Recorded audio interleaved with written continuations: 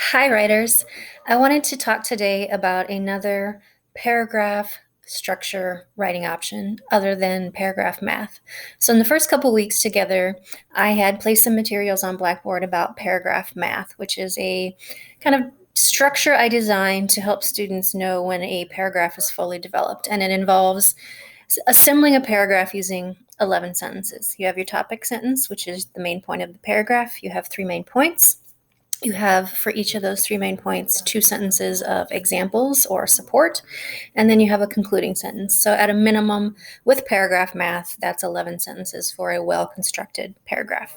Another option I wanted to present to you today is PI, or Point Illustration Explanation. And PI paragraph structure works really well for essays that incorporate research. And so you start with a point, which is essentially your topic sentence or your main point. You then illustrate, and the illustration is almost always going to be a quote or a paraphrase from one of the sources that you use for your researched illustration essay. And then after that, you explain to the reader how that quote or paraphrase helps to support your overall thesis. And so you end up with paragraphs that are formulated in a PIE, IE, potentially IE formula. And so rather than having a like paragraph math, topic sentence, three points, and then concluding sentence, the PI structure allows you to incorporate more outside research in the form of quotes and paraphrases, and then to offer your explanation of how that material helps to support your point. So I will be putting some materials on Blackboard for you to look over as far as what PI looks like and sounds like. So one of those documents that I will place on Blackboard looks like this. So you have a point, again, that's your topic sentence. You have an illustration, which are examples, facts, quotes, statistics, definitions. And then the the explanation is you. It is you as the writer explaining or interpreting that information for your reader. So I will place this document up on Blackboard.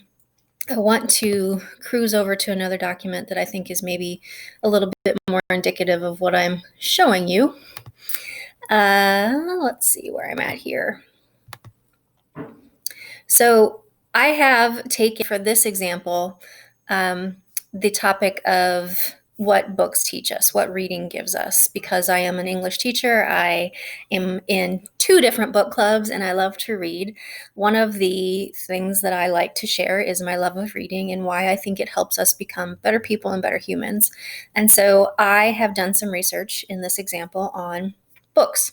So I start with a passage that I think would help support that. So I went and looked through the databases and I found this source. And so I've used the database material, the citation button options, to copy paste that citation so I can keep track of it in my paper.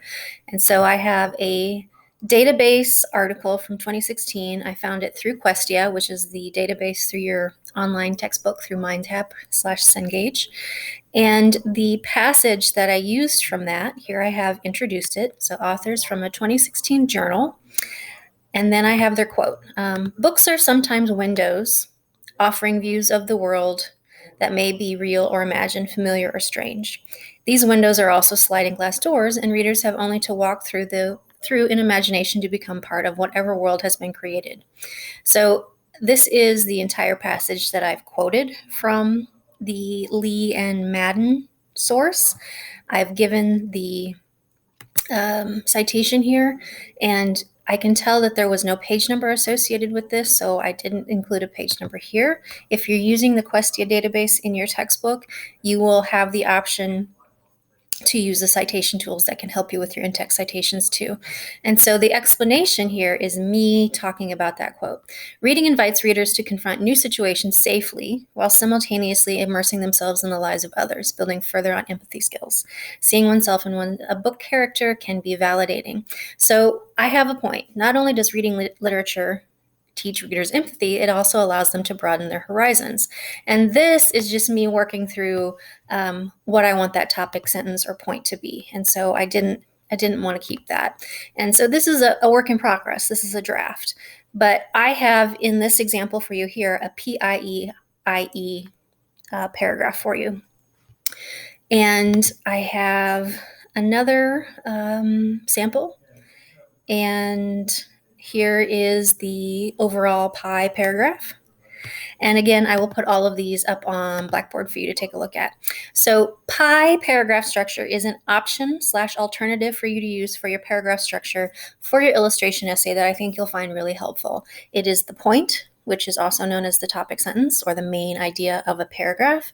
It is an illustration, and the illustration is almost always the words or ideas of someone else. So from research that you've done in the form of a quote or a paraphrase of those words or ideas, and then an explanation, and that is you interpreting that information for the reader and explaining how it helps to support your overall point and your overall thesis.